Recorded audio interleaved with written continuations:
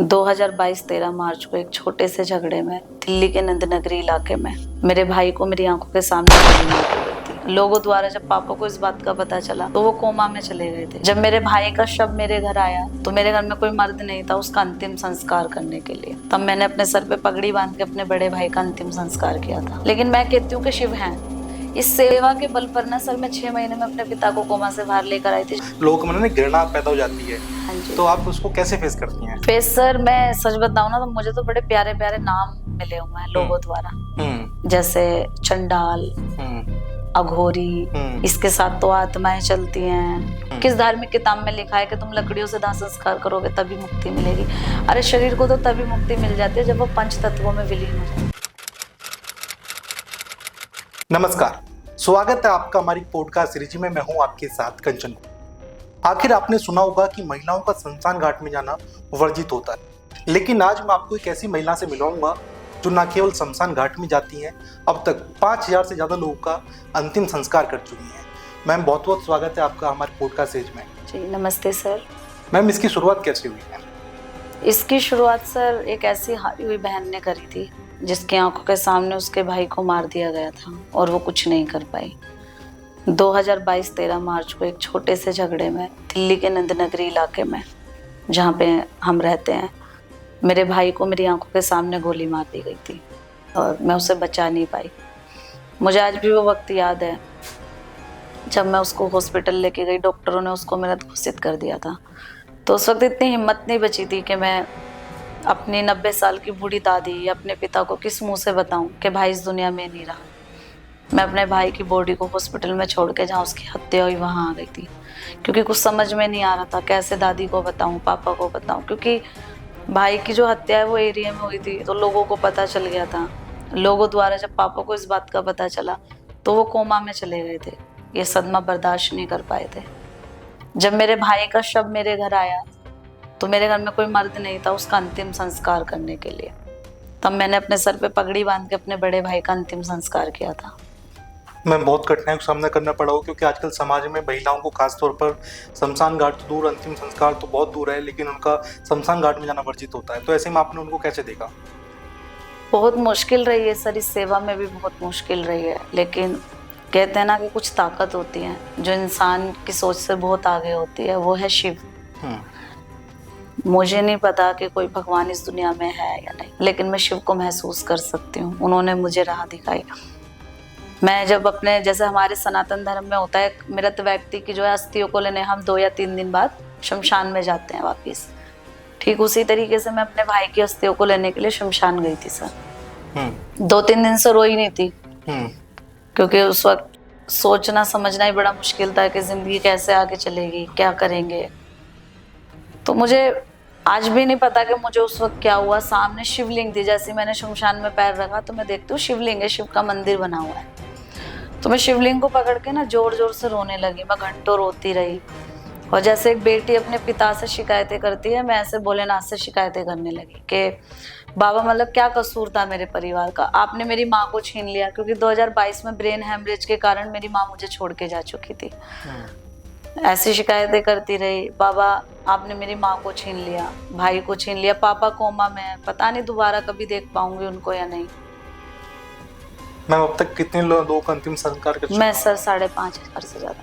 क्या प्रोसीजर रहता है आपका? मतलब कैसे आपको सूचना मिलती है? सर पुलिस है, हॉस्पिटल्स हैं, लोग हैं। पहले तो मुश्किल थी, लेकिन अब तो जैसे लोग पहचानने लगे हैं तो खुद कॉल्स आती हैं। पहले मैं खुद जाती थी लोगों के पास, हॉस्पिटल्स में जाती थी, पुलिस कर्मियों से मिलती थी।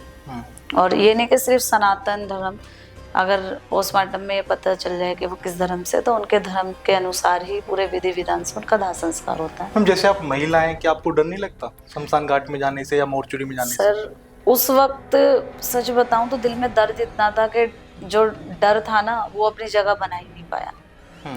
क्योंकि मेरे दिल और दिमाग पर एक बात बहुत गहरा असर कर गई थी। वो ये था कि अगर मेरे भाई की हत्या एरिया में ना हुई होती, कहीं और हुई होती, तो मैं कभी वो हिम्मत नहीं जुटा पाती कि मैं अपने दादी या पापा को ये बता पाती कि भाई इस दुनिया में नहीं रहा। तो मेरे भाई को लावारिस में जला देते। तो ये भी तो किसी के भाई होंगे, किसी के पिता होंगे, किसी के पति होंगे, पता नहीं इनकी जिंदगी की क्या वो दर्द भरी कहानी रही है। कि आज ये अपने आखिरी वक्त पर अकेले हैं। तो वो जो दर्द था ना, वो डर पे हावी हो गया सर। डर मुझे कभी नहीं लगा। जैसे पौड़ी रहती हैं बहुत सारी, तो कभी आपको ऐसे नहीं लगा जैसे आप महिला हैं कि कहीं आत्मा मेरे पीछे तो न लग जाए या कुछ इस तरह से, मतलब? नहीं, मुझे कभी ऐसा नहीं लगा, क्योंकि मैं हर उस शब्द में ना अपने भाई को ढूंढती थी। मुझे हर उस शब्द में अपना भाई, अपनी माँ नजर आती थी। तो मुझे कभी ऐसा महसूस नहीं। हाँ, हालांकि बचपन से हमारे समाज में, भारत देश में, हर घर में हम यही सुन के बड़े हुए हैं कि महिलाओं को शमशान में नहीं जाना चाहिए, शमशान में भूत होते हैं, आत्माएं होती हैं। तो ये सब मैं भी सुनकर ही बड़ी हुई हूँ। ये आप बिल्कुल सही कह रहे हैं, बट मैंने कभी उन चीजों को महसूस नहीं किया। नहीं किया जी। परिवार में कौन कौन है भी आपके? मेरी दादी और पापा हैं। दादी और पापा हैं। हाँ जी। लोग कहते हैं सर कि भगवान नहीं है, ऐसा आपने अक्सर सुना होगा लोगों से, लेकिन मैं कहती हूँ कि शिव हैं। इस सेवा के बल पर ना सर, मैं 6 महीने में अपने पिता को कोमा से बाहर लेकर आई थी, जहाँ डॉक्टरों ने ये बोल दिया था ये कभी ठीक नहीं हो सकते। तो ये शिव का ही परोपकार था। और हम कोई जब अच्छा काम करते हैं ना, तो भगवान हमारा साथ हमेशा देते हैं। इसका जीता जागता उदाहरण होता है। तो अभी जो आप दिल्ली में रहती हैं आप? हाँ जी। तो अभी आपकी टीम में कितने लोग काम करते हैं? सर, हमारे पास 3 ड्राइवर हैं, जो कि हमारी जो है फ्री ऑफ कॉस्ट, मुफ्त में एम्बुलेंस चलती है लावारिस शव और उन गरीब लोगों के लिए जिनके पास पैसा नहीं होता, अपनों का दाह संस्कार कराने के लिए या उनकी बॉडी घर तक ले जाने के लिए, उनके लिए चलती है। और मेरा एक छोटा सा वृद्ध आश्रम है, जहाँ पर ऐसी माताएं रहती हैं जिनके बच्चों ने उन्हें घर से निकाल दिया या जिनका इस दुनिया में कोई नहीं है, तो उनको संभालने के लिए 2 लड़कियों का स्टाफ। जैसे आप महिलाएं, तो महिलाओं के मन में कैसे प्रति बात रहती है कि शमशानों में जाती है या फिर इतने अंतिम संस्कार करती है, तो लोगों के मन में घृणा पैदा हो जाती है। हाँ जी। तो आप उसको कैसे फेस करती हैं? फेस सर, मैं सच बताऊं ना, तो मुझे तो बड़े प्यारे प्यारे नाम मिले हुए हैं लोगों द्वारा, जैसे चंडाल, अघोरी, इसके साथ तो आत्माएं चलती हैं, ये तो पागल हो गई है, इसकी तो कभी शादी नहीं होगी। मेरे को तो इतने प्यारे प्यारे नामों से जो है पुकारा जाता है। बचपन के जो सहेलियां थी, उन्होंने नाता तोड़ दिया था कि तू अगर हमारे घर आएगी, हम तेरे से बात करेंगे तो मम्मी पापा बोलते हैं बुरी आत्माएं हमें चिपट जाएंगी। तो इस तरीके के बहुत सी चीज़ें सुनने को मिलती है, लेकिन फिर भी मैं इनको दरकिनार कर देती हूँ, क्योंकि मेरा ऐसा मानना है जिसको शिव मिल जाए उसको क्या चाहिए। देखिए, मैं राखी वाले दिन भोलेनाथ को राखी बांध देती हूँ, और अगर कोई इंसान हमें देगा भी तो क्या दे सकता है। अगर हम किसी इंसान से मांगेंगे तो वो हमारी जरूरत एक बार पूरी करेगा, 2 बार, लेकिन शिव एक ऐसे भगवान है, मैं उनसे जो मांगती हूँ वो मुझे दे देते हैं। तो जिसको शिव मिल गए, शिव मेरी माँ है, मेरे भाई हैं, मेरे दोस्त हैं। अगर हम किसी दोस्त से अपने दिल की बात करेंगे तो हो सकता है कि वो दूसरे व्यक्ति को बता दे, लेकिन शिव किसी को नहीं बताते। तो शिव से बड़ा दोस्त, भाई, माँ मुझे कोई मिल ही नहीं सकता। मेरे तो सारे रिश्ते मैं उनमें ही देखती हूँ। कब से मानती हैं आप शिव को? सर, मेरे भाई के इंसिडेंट्स के बाद से मैं उनको मानने लगी हूँ। हालांकि मैं हमेशा से ऐसी नहीं रही हूँ। अगर पहले आप देखेंगे तो मेरे से बड़ा कोई नास्तिक नहीं था। मैं भगवान को गालियां देती थी, आप मानेंगे? मैंने कभी भगवान को नहीं माना था। लेकिन कहते हैं ना कि एक ताकत है जो कि संसार में है और इस संसार को चलाती है, और वो कभी ना कभी अपनी मौजूदगी तुम्हें दिखाती है। और ठीक वैसे ही कहा जाता है कि शिव की पूजा भी बहुत बड़ा परोपकार है। अगर आप शिव की पूजा भी कर रहे हैं ना, तो उससे बड़ा कोई परोपकार नहीं है। तो वो परोपकार शिव ने मुझ पे करा। भाई के इंसिडेंट्स के बाद से ही मैंने उनको मानना शुरू किया है, और आज मेरी ज़िंदगी में शिव से बड़ा कुछ है ही नहीं। उनसे ही मेरी जो है दिन की शुरुआत होती है। शमशान से दिन की शुरुआत होके और शाम भी वहीं ख़त्म हो जाती है। मतलब उनके नाम से शुरुआत होके और उनके नाम पे ख़त्म हो जाती है। अच्छा, आमतौर पर हमने देखा है कि जब किसी की डेथ हो जाती है तो अंतिम संस्कार करने का एक टाइम होता है। हाँ जी। तो क्या ये सच है? ये सच है सर। सूरज ढलने के बाद जो है अंतिम संस्कार सनातन संस्कृति में नहीं है, लेकिन हमारी तो मजबूरियां होती हैं सर। हमारे पास तो कई बार शवों की संख्या इतनी होती है कि हमको रात को 11 भी बज जाते हैं, रात के 2 भी बज जाते हैं। तो उन केसों में हम प्रभु से माफ़ी मांगते हैं, क्योंकि हम उस शव को दूसरे दिन के लिए नहीं रख सकते। हमें सेम डे जो है अंतिम संस्कार करने पड़ते हैं। लेकिन ये सच है कि शाम सूरज ढलने के बाद हम अंतिम संस्कार नहीं कर सकते। नहीं करते। अभी हम बात कर रहे थे तो आपने एक बात और बोली कि जो क्रियाक्रम करते हैं हम अंतिम संस्कार के टाइम, ये लकड़ियों का प्रयोग नहीं करना चाहिए। बिल्कुल सर। मेरा अगर आप पॉइंट ऑफ व्यू पूछे तो मैं तो लकड़ियों के दाह संस्कार के बिल्कुल अगेंस्ट हूँ, क्योंकि देखिए, जो इंसान एक मृत है, मर गया है, हमें उसको प्रभु के चरणों तक पहुंचाना है, लेकिन हमें ये भी नजरअंदाज नहीं करना कि जो लोग जीवित है, क्योंकि आज भारत देश के अंदर पोल्यूशन पीक पे पहुंच चुका है। आप देखेंगे पैदा हुए बच्चों को सांसों की बीमारी है, तो हमें कहीं ना कहीं इन चीजों पे कंट्रोल करना पड़ेगा। हम पूरे जीवन में पेड़ नहीं लगाते, अगर हमने अपने जीवन में 100 पेड़ नहीं लगाए तो मुझे नहीं लगता कि हमको पेड़ों को काटने का कोई अधिकार है। और मैं तो यही बोलूंगी कि सरकार को कानून लाना चाहिए कि अगर आपने अपनी जिंदगी में 100 पेड़ नहीं लगाए, मतलब पेड़ लगाने का ये मतलब नहीं है कि तुमने लगा दिया, पानी भी नहीं दिया, वो तो जी मुरझा गया, मर गया, नहीं, पूरा बड़ा करना है उसको, अच्छे से पूरा वयस्क बनाना है उसको। जब वो बन जाए तब तुम्हें उसको काटने का जो है अधिकार है। और मैं कह रही हूँ कि जिस व्यक्ति ने 100 पेड़ लगा दिए वो अंतिम संस्कार ही नहीं कराएगा, पेड़ काटने ही नहीं देगा, क्योंकि उनने उस पर मेहनत करी है।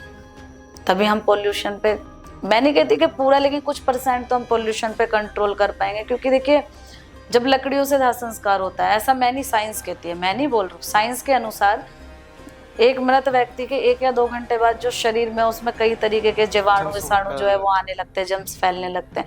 जब वो जलते हैं तो वो जलने के बाद हवा में मिलकर फैलने लगते हैं, तो वो इंसानी शरीर में प्रवेश करते हैं।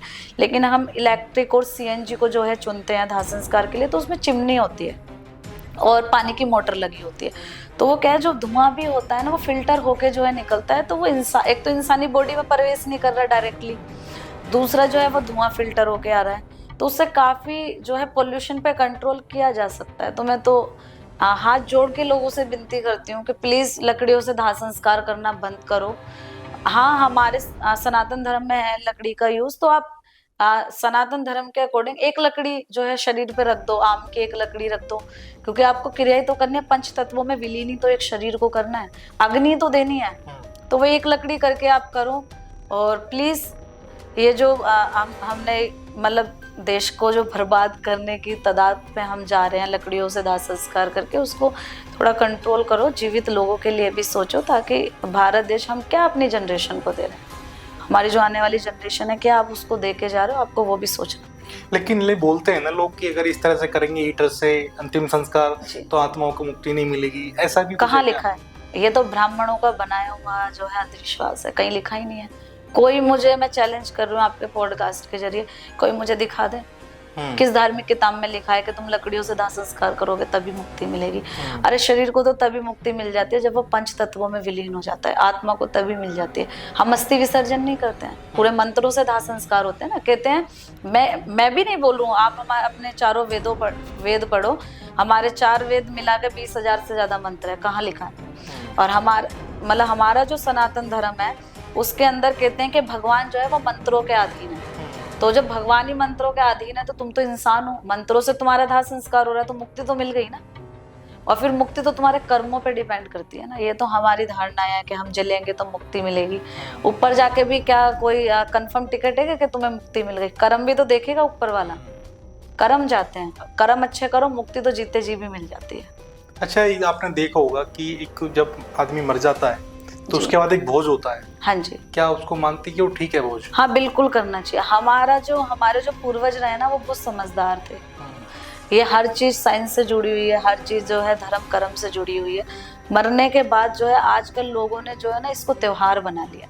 आप देखेंगे ये जो करोड़पति लोग आजकल नए नए बने हैं, ये मरने के बाद ये खड़ा भोज करते हैं ना, पार्टियां करते हैं। हमारा पुरातकाल में ऐसा कुछ नहीं था। जो भोज है मृत व्यक्ति का भोज इसलिए रखा गया था ताकि जो गरीब तबका है ना उन तक भोजन मिल सके, इसलिए गरीबों को, गरीब ब्राह्मणों को, गरीब लोगों को भंडारा करना, खाना खिलाने की जो है क्रिया थी। तो ये जो भोज है ये बहुत अच्छा है, लेकिन तरीका गलत हो गया है। आज के टाइम में लोगों ने इसको पार्टी बना लिया। मैं परसों ही एक जगह गई थी, एक मृत भोज था, मैं वहां पर देखती हूँ मटर पनीर बने हुए हैं, नान बने हुए हैं, चावल बने हुए हैं, छोले, आलू गोभी की सब्जी, दही बल्ले और उसका हलवा था शायद मूंग दाल का। और वो किसके लिए? तुम्हारे रिश्तेदारों के लिए। रिश्तेदार तो घर भी खा सकते हैं ना, वो तो गरीब लोगों का भोज है ना, गरीबों को खिलाओ ना। अगर आत्मा को शांत, मतलब जीते जी भी तुमको कर्म नहीं करने और मरने के बाद भी तुमने उसको, तेरामी को भी जो है त्योहार बना लिया, तेरामी त्योहार बना दिया उसको। तेरामी कोई त्योहार थोड़ी है। गरीबों को खिलाओ, जो सक्षम नहीं है, बेजुबान जानवरों को खिलाओ, तब मुक्ति मिलेगी। रिश्तेदारों को ऐसे खड़ा भोज करके तुम्हें कभी मुक्ति नहीं मिलेगी, और कहीं नहीं लिखा, किसी धार्मिक किताब में उल्लेख नहीं, कुछ नहीं है। अच्छा, कोई ऐसी घटना में शेयर कीजिए जो लगा हो आपको अंदर से झकझोरा हो। जी ऐसे बहुत से वाक्य हैं। एक दिल्ली का ही केस था, करोल बाग इलाके का। एक बुजुर्ग थे जिनके जो है बेटा जो है अमेरिका में एक अच्छी पोस्ट पे था, और बेटी की जो है दुबई में एक बिजनेसमैन से शादी हो गई थी, तो उनकी डेथ हो गई थी। डेथ होने के बाद जब बदबू आनी शुरू हुई तो पड़ोसियों ने पुलिस को जो है फ़ोन किया। फ़ोन करने के बाद जब जो है लोग तोड़ा गया, उनका गेट तोड़ा गया, अंदर गए तो देखते हैं वो बेड पे मरे हुए पड़े थे। तो उनके सिराने पे एक डायरी रखी थी, डायरी में से उनके बेटे को फ़ोन करा तो बेटा कहता है कि मर तो गए हैं, दाह संस्कार कर दो, मैं तो अमेरिका से नहीं आ सकता। बेटी को फ़ोन किया तो बेटी ये जवाब देती है कि मेरा तो मतलब ही नहीं है, मैं तो लड़की हूँ पापा से, और मेरी तो शादी हो रखी है, तो तुम कर दो। तो ऐसे बहुत से वाक्य हैं जो दिल को झंझोड़ के रख देते हैं। एक वाक्य था कि एक मजदूर था, बिहार झारखंड इस जगह क्या है, आज भी नाबालिग बच्चियों की शादी की जाती है, शादी कर देते हैं यहाँ, 16-17 साल की बच्ची की शादी कर देते हैं। तो उनकी क्या बेटी की शादी हो गई थी और बीवी की डेथ हो गई थी। उनका 5 साल का बच्चा था जो कि दिल्ली के सरकारी हॉस्पिटल में उल्टी और लूज मोशन हुए, उस बच्चे की डेथ हो गई। तो मैं शमशान में एक दाह संस्कार करके हाथ धो रही थी, मतलब मैं भट्टी की तरफ आने लगी तो देखती हूँ कि शमशान में एक ऑटो आ रहा है। तो मैंने वैसे कोई होगा, आ रहा होगा, लेकिन मैं देखती हूँ कि जब वो मजदूर उतरा अपने बच्चे की डेड बॉडी ऐसे हाथों में लेकर, मतलब मेरी आत्मा ने मुझे झंझोड़ के रख दिया कि मतलब कहाँ हमारा समाज। ये सर 2023 का मामला मैं आपको बता रही हूँ। मतलब मेरी आत्मा ने मुझे झंझोड़ दिया, क्या ये इंसानियत है? आपकी इंसानियत इतनी मर चुकी है कि आप एक गरीब इंसान को एम्बुलेंस भी नहीं प्रोवाइड करा सकते हो। या वो संस्थान कहाँ गए जो बड़े बड़े दावे करते हैं? सर उस दिन के बाद ही मैंने एम्बुलेंस सेवा शुरू करी थी।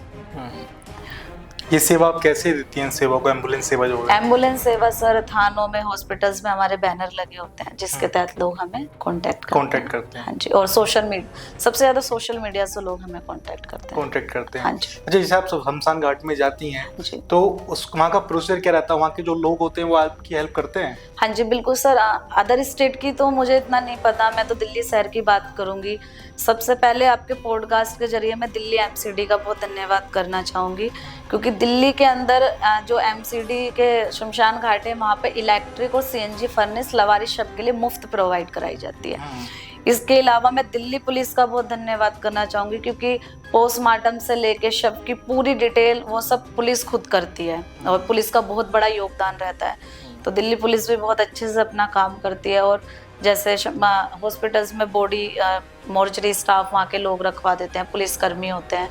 शमशान में भी जो एमसीडी का स्टाफ होता है वो पूरी हेल्प करता है सर। पूरी हेल्प करता है। हाँ, पूरी हेल्प। अच्छा, वो वाक्य क्या था जो एक लड़के की डेथ हो गई थी, उसकी अस्थियां आपने विसर्जन नहीं की? हाँ जी, वो एक्चुअल में मेरे ही एरिया का मामला था। एक लड़का था, मैं उसका नाम रिवील नहीं करना चाहती हूँ। वो एक किसी से मतलब प्यार करता था, तो उनने उसके प्यार में फांसी लगा ली थी। तो उसकी 3 बहनें थी, उन्होंने उसकी बॉडी लेने से मना कर दिया था कि इनने हमारे लिए कुछ नहीं करा, और उस बच्चे के माता पिता की डेथ हो गई थी। तो उस लड़के को जो है मुझे सौंपा गया, तो मैंने उसका दाह संस्कार किया। तो अब क्या है कि काम बहुत होता है, कई बार भूल जाते हैं, तो मैं उसकी अस्थियों को ट्रे में रखकर और भूल गई। मतलब मेरा ऐसा मानना है, मैं जो जवान बच्चे होते हैं ना, छोटी उम्र के छोटे छोटे बच्चे भी हमारे पास आते हैं 1 दिन के 2 दिन के, तो मैं इनकी अस्थियां ना अलग रखती हूँ, ताकि इनका पूरा ना अच्छे से विधि विधान से करा के, क्योंकि ये अकाल मृत्यु होती है, वो अपना जीवन जी के नहीं मरे, तो उनका पूजा का प्रोसेस है वो अलग होता है। तो ठीक उसी तरीके से मैंने उसकी अस्थियां रखवा दी। अब मैं 2-3 महीने रख के भूल गई, अस्थियां ही भूल गई। तो ऐसे रात को 2-2:30 पता नहीं 3 बजे का मामला था, सपना आता है, वो लड़का मेरे सपने में आया, कहता दीदी मुझे लेके नहीं जाओगी? और मेरी एकदम आँख खुली रात को। मैंने तभी पंडित जी को फोन किया, मैंने कहा पंडित जी इतने दिन पहले जवान लड़के का दाह संस्कार किया था जिसकी बहनों ने लेने से मना किया। हाँ जी। मैंने कहा उसकी अस्थियाँ कहाँ हैं? कि जी वो तो उस नंबर ट्रेन। मैंने कहा सुबह जाते ही अस्थियाँ पैक करके मुझे दे देना, मुझे उसकी जो है अस्थि विसर्जन करके आने है, वो मेरे सपने में है। ऐसा होता है। अच्छा, ये बोलते हैं कि भूत प्रेत के बारे में अगर मैं जिक्र भूत प्रेत कुछ नहीं होता, कुछ नहीं होता। नहीं, ये सब धारणाएं, ये सब इंसान की बनाई हुई धारणाएं। नहीं, जैसे कुछ लावारिस डेथें होती हैं, जो लावारिस लाशें होती हैं, तो कहीं ना कहीं पूरी डिकम्पोज हो जाती हैं तो उनसे आप कैसे उनको आप जाती हैं पूरा उनका अंतिम संस्कार करने के लिए? मतलब एक होता है ना, एक बोल देते घिन जिसे बोलते हैं, वो कैसे देखते हैं? सर मुझे तो घिन आती नहीं, मैं तो पोस्टमार्टम भी अपने आंखों के सामने करा के ले आती हूँ। बिल्कुल नहीं आती, क्योंकि हम इंसान है सर, और वो भी इंसान है। एक इंसान का अंतिम संस्कार पूरे मान सम्मान से होना उसका अधिकार है, उसका अधिकार, और हमें उसको उसका अधिकार देना पड़ेगा। और हमें भी तो मरना है सर। ये उनके पता नहीं क्या उनकी दर्द भरी कहानी है, क्या पता कोई बहन हो जो हिम्मत ना जुटा पाई, छोड़ गई। जब मेरे ऐसी लड़की हिम्मत नहीं जुटा पाई अपने भाई के मरने के उपरांत, तो ऐसे मेरे ऐसे तो बहुत बहनें होंगी ना, बहुत माएँ होंगी। मैं आपको वाक्य बताती हूँ, दिल्ली का ही एक माँ है, उसके बेटे को मार कर, मतलब ये निजामुद्दीन के पास एक मंदिर है, उसका कुछ लड़कों से झगड़ा हुआ तो वो मंदिर गया। जब 2-3 दिन, मतलब माँ को काफी टाइम तक बच्चे का नहीं पता चला, तो पुलिस में कंप्लेंट हुई, तो सीसीटीवी कैमरे खंगाले गए, तो वो मंदिर के कैमरे में आ रहे हैं, वो लड़के जो है उस लड़के के गले में हाथ डाल के वहां से निकल रहे हैं। तो जब उन लड़कों को पकड़ा गया, पुलिस ने पकड़ा, तो वो लड़के कहते हैं कि हमने तो उसको जो है ना सर में गोली मारकर हाथ पैर बांध के सीवर में फेंक दिया। बहुत छानबीन करी, उसका शव नहीं मिला। आज तक उस लड़के की जो माँ है वो दिल्ली शहर के हर शमशान के रजिस्टर को चेक करने आती है कि कहीं मेरे बेटे की जो है डेड बॉडी आई होगी। अब हम उस माँ को किस शब्दों में समझाएं कि लवारिस जो डेड बॉडी उसका नाम नहीं होता, हम तो आपको कभी बता ही नहीं पाएंगे कि आपके बच्चे की बॉडी हम पे आई या नहीं आई। तो ऐसे बहुत से वाक्य और दर्द है। आज जब मैं इन चीजों को देखती हूँ तो मुझे इस बात का सुकून रहता है, कम से कम मैंने अपने भाई का अंतिम संस्कार अपने हाथों से तो किया है। अब एक माता जी थी, उनके 3-4 बेटे थे, दिल्ली में, बाहर विदेशों में रहते थे। तो माता जी का थोड़ा दिमागी संतुलन ठीक नहीं था, तो माता जी घर से निकली कि मैं दवाई लेने जा रही हूँ, और रास्ते में पता नहीं कैसे उनकी मृत्यु हो गई। हॉस्पिटल में डॉक्टरों ने महीनों, पुलिस कर्मियों ने उनकी बॉडी रखी, क्योंकि उन्होंने जो है ज्वेलरी वगैरह पहनी थी, तो एक लवारिस इतनी ज्वेलरी नहीं पहन सकता। लेकिन जब कोई नहीं मिला अखबारों में निकलवाने के बाद, तो माता जी का शव मुझे सौंपा गया, तो मैंने उनका दाह संस्कार कर दिया। फिर किसी के थ्रू उनके बेटे को पता चला, जो इंडिया में रहता ना, कि मेरी माता जी की डेथ हो गई। जब उन्होंने सारे में खंगाला तो वहां से उनको मेरा नंबर मिला। नहीं, पहले मतलब उनको शमशान पता चला, उस शमशान पे उनका दाह संस्कार हुआ है। फिर उन्होंने शमशान का रजिस्टर चेक करा, तो शमशान के रजिस्टर पे क्या है, मेरे साइन होते हैं, मैं जो भी शव लेकर हम आते हैं साइन होते हैं, सिग्नेचर। तो उन्होंने चेक करा, तो वहाँ पे लिखा मेरा नाम। फिर वो शायद मेरे बारे में उन्होंने कहीं पढ़ा होगा कि मैं ऐसे करती हूँ। फिर उनके जो है बच्चे अलग अलग विदेशों में जो थे, सारे 3-4 लड़के आए मेरे से मिलने। वो कहीं मेरे हाथ चूम रहे हैं, कहीं माथा चूम रहे हैं कि आपने आखिरी टाइम में मेरी माँ को जो है वो दाह संस्कार करा देखा। तो ऐसे बहुत से वाक्य होते हैं कि अपने नहीं उनका दाह संस्कार कर पाते। तो इन चीज़ों को देख के आज बहुत सुकून है कि मैं अपने भाई का अंतिम संस्कार तो कम से कम अपने हाथों से कर पाई हूँ। फिर उन्होंने मेरे से अस्थियाँ मांगी, मैंने कहा अस्थि विसर्जन तो हो गया, क्योंकि वो काफ़ी टाइम बाद आए थे। मैं तो हर महीने की अमावस वाले दिन अस्थि विसर्जन करती हूँ पूरे विधि विधान से। तो बहुत वाक्य हैं सर, अगर बताना शुरू करूँगी तो शायद 4-5 दिन निकल जाए, पॉडकास्ट खत्म नहीं होगा। एक बार आप पर हमला भी हुआ था, वो क्या वाक्य था? हाँ जी, एक्चुअल में मैं अपने भाई के केस की ना जश्मदीद गवाह हूँ। ओके। क्योंकि मेरे आंखों के सामने मेरे भाई को गोली मारी थी, तो मेरी जो है गवाही थी जुलाई के अंदर, 7 जुलाई। तो उस वक्त मेरे पे हमला किया गया था। शास्त्री पार्क पड़ता है, मैं वहां से कब्रिस्तान से आ रही थी। आपके भाई की हत्या की थी, वो लोग कौन थे? वो हम वैसे नहीं जानते हैं, एरिया के कुछ लोग हैं वो, उन्होंने मेरे भाई को मारा था। मतलब ऑलरेडी उन पे 2 से 3 मर्डर केस हैं, वो इसी टाइप के लोग हैं जिन्होंने पता तो चलेगा मारने का कारण क्या रहा कुछ? सर छोटा सा झगड़ा हुआ था मेरे भाई से उनका, उसके बाद उन्होंने उसको गोली मार दी थी। झगड़ा किस बात को लेके हुआ मुझे नहीं पता। अच्छा, जो हमला हुआ था आप पे वो कैसे था? जी, वो गवाही थी मेरी, तो उस गवाही के को तोड़वाने के लिए जो है मेरे पे हमला हुआ था। और मैं फिर कहती हूँ कि मैं जीता जागता उदाहरण हूँ कि शिव इस दुनिया में है, मैं साबित कर सकती हूँ। ठीक वैसे ही रात हो गई थी एक शव को दफनाने में, तो मैं वहां से आ रही थी, तो उन्होंने ना मेरे ऊपर हमला कर दिया। मतलब पिस्टल जो थी वो मेरे को ऐसे लगा दी कि गवाही तोड़ेगी या तुझे भी तेरे भाई के पास पहुंचाया जाए। तो वहाँ पे कुछ भी नहीं था, और कूड़ेदान का खत्ता है वहाँ पे बहुत बड़ा। ऐसे में क्या होता है, इंसान को तो सोचने समझने की क्षमता ही खत्म हो जाती है जब कुछ ऐसा हो। एकदम से ना पुलिस के सायरन की आवाज आती है, हालांकि मैंने कोई कॉल नहीं करी, कुछ नहीं, पुलिस के सायरन की आवाज आती है। वो लोग भाग गए। मैं वहां से बिल्कुल इजीली चल के पैदल चल के बाहर तक आई भीड़ में, और मैंने बाहर निकल के ऊपर देखा। मैंने कहा मैं जानती हूँ तुम हो, मुझे कुछ होने वाला नहीं, और जब तक तुम मेरे साथ हो ना मैं किसी से डरने वाली नहीं हूँ। मैं दूसरे दिन गई और अपने भाई की गवाही पूरे तरीके से जो जैसे मारा था बिल्कुल बहुत अच्छे से देकर आई। तो उनको सजा मिली फिर? अभी सजा नहीं मिली, अभी मतलब चल रहा है केस, लेकिन हाँ मुझे अपने भोलेनाथ पे पूरा यकीन है उन्हें सजा होगा। मेरे भोलेनाथ उन्हें सजा देंगे, क्योंकि मैं अक्सर भोलेनाथ से बातें करती हूँ। मैं बोलती हूँ कि बाबा इंसान होने का जो है मैं कर्तव्य निभा रही हूँ, लेकिन बहन होने का कब निभाऊंगी।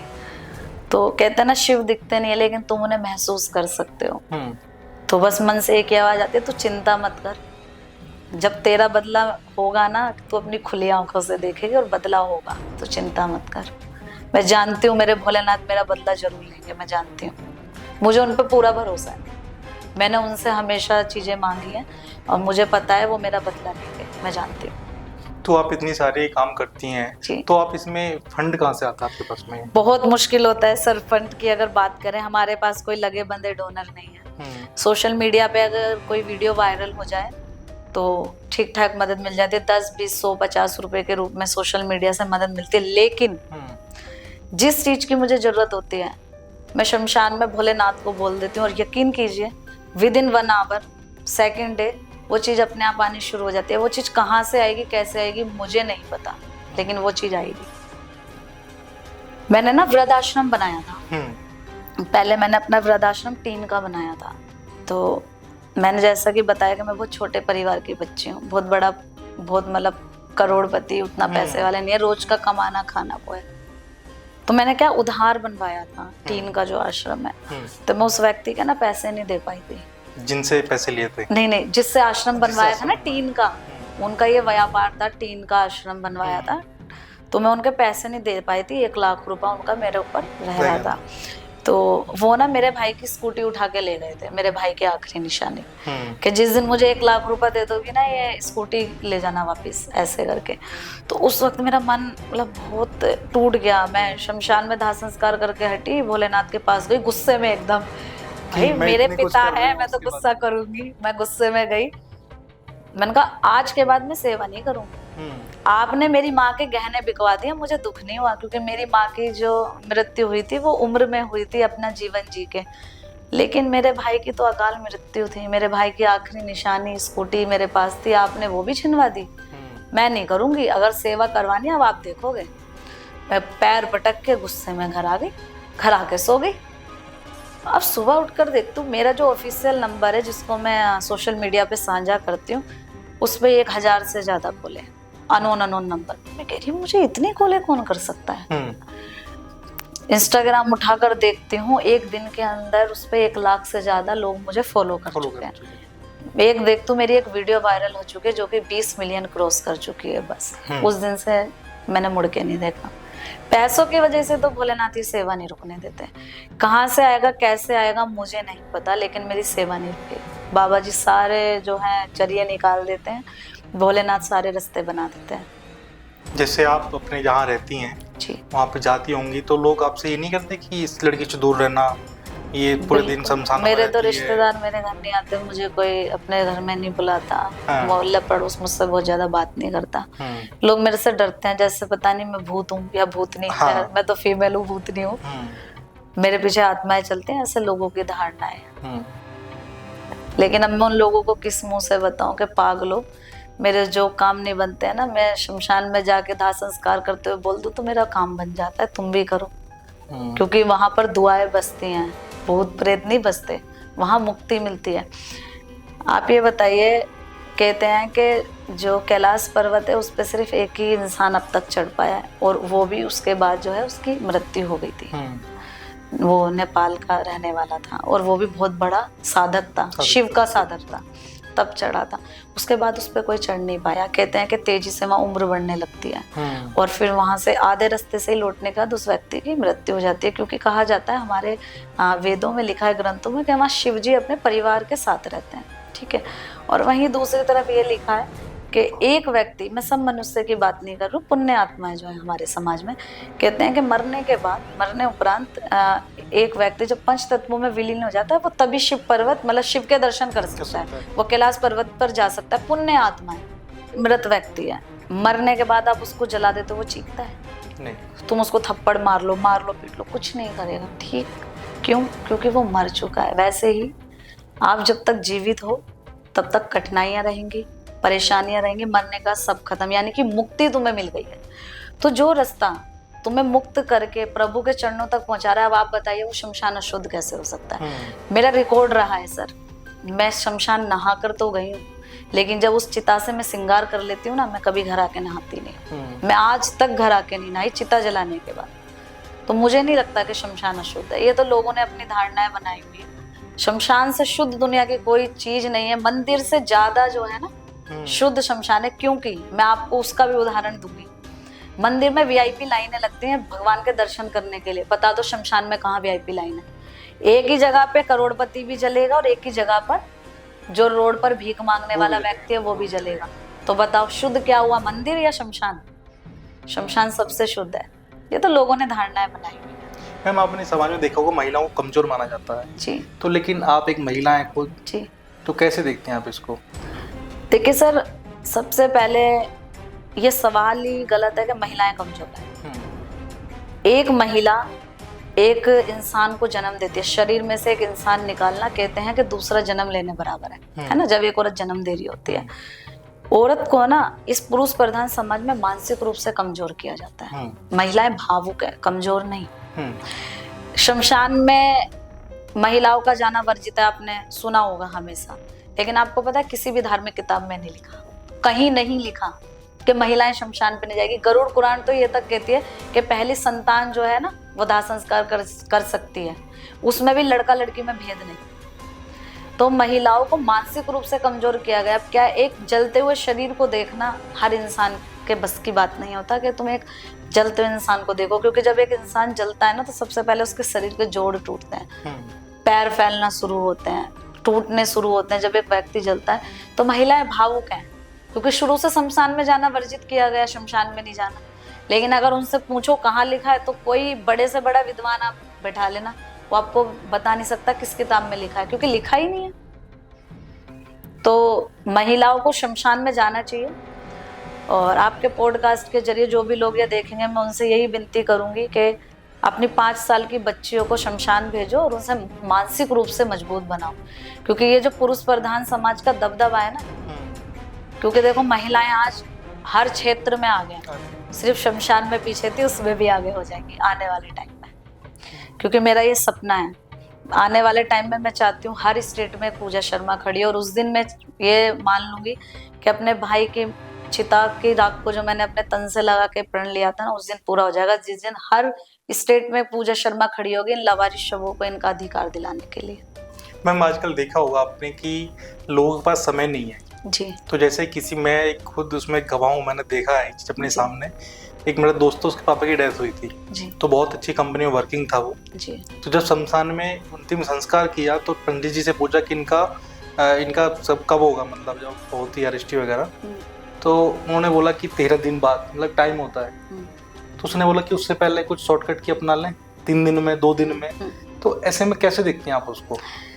देखिए पता है क्या है, इंसान ना आजकल हर चीज अपने तरीके से मोड़ने लगा है, लेकिन सनातन धर्म तो 13 ही दिन का वो देती है, 13वीं कहते हैं, 13 दिन तक। हमारी गरुड़ पुराण में भी लिखा है कि इंसान मरने के बाद धरती पे रहता है, उसके बाद उसकी जो है अस्थि विसर्जन करने के बाद उसके नाम का भोज दिया जाता है, पूरी पूजा पाठ होती है। लेकिन आजकल लोग जो है वो अपने तरीकों से मोड़ने लगे। इंसान है, लालची है, इंसान से घटिया कोई प्रजाति नहीं है, तो वो अपने तरीकों से मोड़ने लगे कि जी पंडित जी को पैसा दे दो तो पंडित जी कोई रास्ता बता देंगे। तो पंडित जी भी तो इंसान ही है, भगवान थोड़ी है जो रास्ता बता देंगे तुम्हें। तो इस चीज का तो कोई तोड़ ही नहीं है, इंसान है भाई, अपने तरीकों से चीज, भगवानों को अपने तरीकों से चलाने लगे हैं लोग। अच्छा, बोलते हैं कि जो अंतिम संस्कार करता है वो जमीन पे बैठेंगे जब तक। बिल्कुल है, तो बिल्कुल है, ऐसा ही है, ऐसा ही है। लेकिन आजकल लोग मानते नहीं है, नहीं मानते लोग, तो तभी तो विनाश को अपने जन्म दे रहे हैं। आप किसी पंडित के पास जाएंगे, जिस घर में झगड़े होते हैं, जिस घर में पैसा नहीं बचता, जिस घर में बेटे पैदा नहीं होते, उस घर में पितृदोष होता है। और आप देखेंगे कि कहते हैं इंसानों से बड़ा था देव, इसलिए उनको देव वाला गया। कहते मतलब इंसानों से जो सर्वश्रेष्ठ है वो देव था, लेकिन जिन्होंने इंसान को देवों से श्रेष्ठ बनाया था वो थे महादेव। आप कोई भी घर में पूजा कराइए, सबसे पहले पितरों की पूजा होती है। ये शिव ने किया था, किसी ने नहीं किया था। तुम्हारे घर के जो पितर हैं, जो मृत व्यक्ति हैं, वो भगवानों से बड़ा दर्जा रखते हैं। अब तुम उन्हीं को रूठा रहे हो, तुम शॉर्टकट अपना रहे हो, उनके नाम का जो है खड़ी पार्टियां दे रहे हो, जैसे कि किसी का जन्मदिन या शादी कर रहे हो। फिर तुम सोच रहे हो कि तुम्हारे को पितृ दोष ना लगे।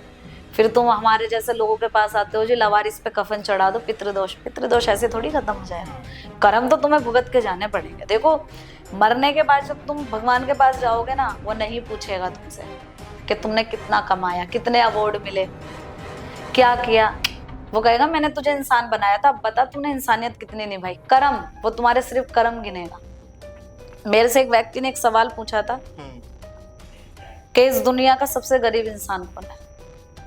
मैंने उसको जवाब नहीं दिया, मैंने कहा थोड़ा कंट्रोवर्शियल हो जाएगा, लेकिन मैं कह रही हूँ इस दुनिया का सबसे गरीब इंसान मुकेश अंबानी है। मुकेश अंबानी से गरीब मुझे इस दुनिया का कोई इंसान लगता ही नहीं है। कैसे? अब मैं बताती हूँ कैसे।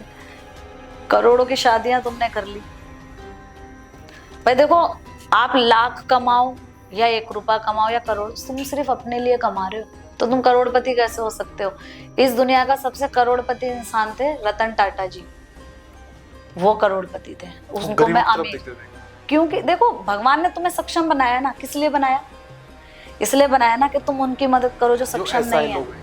तुमने जितना पैसा लुटा दिया, गरीबी खत्म हो जाती देश की, तो तुम कैसे खुद को करोड़पति कह रहे हो? अपने लिए करा ना, अपना नाम किया, बताओ गरीबों के लिए क्या किया, तो तुम कैसे करोड़पति हो गए?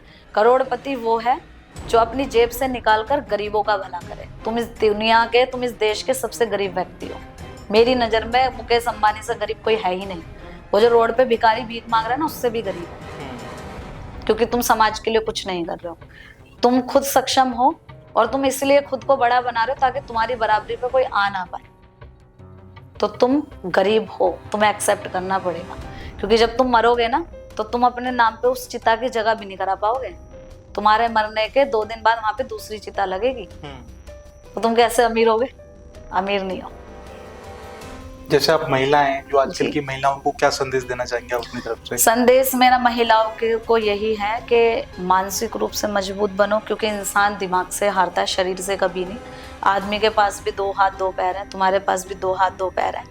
शमशानों में जाओ, अपना अधिकार छीन लो और अपनी बच्चियों को मजबूत करो।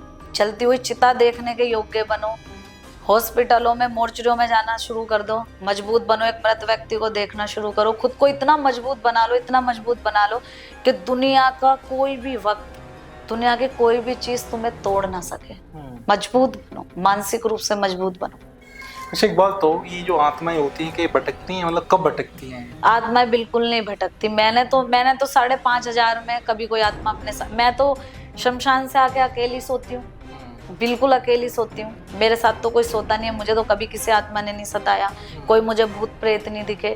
ऐसे ऐसे शव होते हैं, किसी का सर अलग है। सोशल मीडिया पे मैंने इंस्टाग्राम पर एक दिन डाल दिया था, तो मेरा इंस्टाग्राम जो है वो ब्लॉक हो गया था।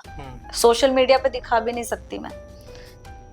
किसी का सर नहीं है, सर है तो धड़ नहीं है, धड़ है तो सर नहीं है, किसी के हाथ पैर नहीं है। ऐसे ऐसे बॉडियां होती है कि हल्का सा तुमने खींच दिया तो उसका हाथ निकल आएगा जब गल जाती हैं पानियों में बॉडियां। तो मुझे तो उसके बाद भी ऐसी खतरनाक शव मैंने देखे हैं, मुझे तो उसके बाद भी किसी आत्मा ने नहीं सताया, कोई बॉडी मुझे नहीं दिखी, कोई भूत प्रेत मेरे सपने में आके मुझे सता के नहीं गया।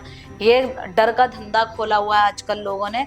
एक तो ये हर मोहल्ले पड़ोस में, गलियों में जो है एक पुजारी खड़ा हो गया है, जो कि बाल हिलाकर और भूत भगाने का जो है तंत्र मंत्र सीख रहा है। तो कोई वो है, वो एक सबसे अगेंस्ट तो मैं उसके हूँ, वो कोई रुद्र तारा है पंजाब का, वो पाखंडी, वो बना हुआ है लोगों, मतलब उसको अपना नहीं पता कि उसका आने वाला कल क्या होगा। वो लोगों की जो है आत्माएं भगा रहा है। वो शमशानों में जाकर वहाँ की पंजाब सरकार को उसके अगेंस्ट एक्शन लेना चाहिए। वो मतलब जिस चिता पे लोग जल रहे हैं वहाँ बैठ के वो साधना कर रहा है। कैसे कर सकते हो तुम? मतलब कैसे कर सकते हो तुम? चिता पे एक मृत व्यक्ति के शरीर पे कैसे बैठ रहे हो तुम? क्यों? वो, मैं इस बात की भी गारंटी है कि वो जिस चिता पर बैठा हुआ है वो कोई वारिस नहीं होगी। क्या हम अपने किसी वारिस व्यक्ति के शरीर पे बैठने देंगे? इसका मतलब वो लावारिस है। कैसे सरकार ऐसा करने दे रही है? कैसे अब क्या कहते हैं, मानवाधिकार कैसे चुप बैठा है? इस तरीके की चीजों को क्यों नहीं रोका जा रहा? बिल्कुल गलत है। समाज के अंदर अंधविश्वास फैलाया जा रहा है। सरकार को बिल्कुल खेल रहा है, इंसानी शरीर के साथ खेल रहा है। सरकारों को एक्शन लेना चाहिए ऐसे लोगों, मानवाधिकार को एक्शन लेना चाहिए ऐसे लोगों के अगेंस्ट। ये लोग पाखंड फैला रखा है, लोगों को कमजोर कर रहे हैं, भूत प्रेत के प्रति लोगों को। अरे तुम्हारा भारत देश आज विश्व गुरु बनने की तादाद पे, और तुम ये भूत प्रेतों की कहानियां धारणाएं फैला रहे हो। मजबूत बनाओ। अरे महिलाओं को, लोगों को जागरूक करो ना। तुम तो उनको गिरा रहे हो, कमजोर कर रहे हो शरीर से। ऐसे लोगों के लिए जी पागल खाने जाओ, वहां इलाज कराओ, वहां पे तुम्हारा इलाज होगा। दिल्ली के अंदर इभास हॉस्पिटल पड़ता है ना, वहां पर देखना पोस्टर लगे हुए, अगर आपको भूत दिखते हैं तो हमारे पास आइए। ठीक इस तरीके से डॉक्टरों के पास जाओ। पागल बना रखा है समाज का। मैं तो इन लोगों के बिल्कुल अगेंस्ट हूँ। मैं तो प्रधानमंत्री नरेंद्र मोदी जी से विनती करती हूँ, ऐसे लोगों के अगेंस्ट कानून पारित होना चाहिए। बिल्कुल मेरे से अगर सरकार पूछे ना, मैं तो इन लोगों के खिलाफ कानून पारित कराना चाहूंगी। अगर मुझे संसद में बुलाया जाए, मेरे को बुलाओ तो सही, मैं बताऊंगी कानून कैसे बनना है, कानून क्या बनना चाहिए। बिल्कुल समाज का बेड़ा गर्क कर रखा है ऐसे लोगों ने। बताओ आपको कितने भूत दिखे? मैं आज यहाँ बैठू, बताओ कितनी आत्माएं मेरे पीछे खड़ी? मैं तो आपके पास बैठा हूँ, बिल्कुल दिख रही है मेरे पीछे आत्माएं। समाज का सत्यानाश कर रखा है ऐसे लोगों ने। बिल्कुल गलत है ये चीजें। मैं बहुत अगेंस्ट हूँ ऐसे लोगों के, बहुत अगेंस्ट। तो एक लास्ट मैसेज जो हमारे दर्शकों को देना चाहिए। ऐसे लोगों की बातों में मत आइए जो तुम लोगों को मानसिक रूप से मजबूत, कमजोर करता है। और भूत प्रेत नहीं होते। मैं आपके सामने बैठी हूँ और मैं शमशानों से रात को 2-2 बजे आती हूँ, आके नहाती भी नहीं हूँ, और उसके बाद अकेली सोती हूँ। आत्माएं नहीं होती। अंधविश्वास पे भरोसा मत करो। इंसान हो, इंसान बनो, इंसानियत निभाओ। क्योंकि जब तुम मर के भगवान के, भोलेनाथ के, या जिस भी भगवान को आप मानते हैं उनके चरणों में जाएंगे, तो यकीन कीजिए सिर्फ तुम्हारे कर्म तुम्हारे साथ जाएंगे। इसलिए कर्मों पे भरोसा करो। ये भूत प्रेत कुछ नहीं होते। समाज आगे बढ़ेगा तो भारत देश आगे बढ़ेगा, और भारत देश को आगे बढ़ाने में जो है अपना सहयोग करो, और बस इंसानियत निभाओ। बस मैं इतना कहना चाहूँगी। मैम बहुत बहुत धन्यवाद, आपने हमें समय दिया। नमस्ते। ऐसे ही दिलचस्प पॉडकास्ट देखने के लिए हमारे चैनल को लाइक करें, शेयर करें और कमेंट करना ना भूलें। धन्यवाद।